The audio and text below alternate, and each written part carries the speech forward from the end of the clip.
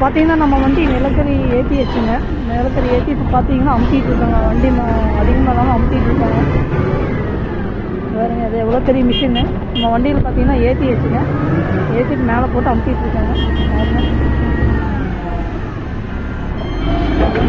ஒட்டிட்டு தான் அமுத்துவாங்க வண்டியில்.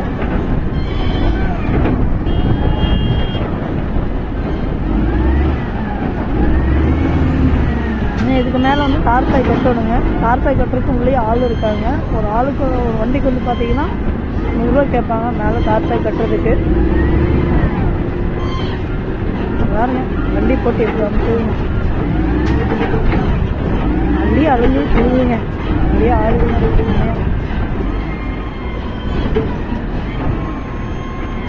வீடியோவில் பார்க்குறவங்களுக்கு அதிகமாக தெரியாது. ஆனால் வண்டியை ரொம்ப அதிகமாக சேர்க்காது. ரொம்ப சேர்க்காது.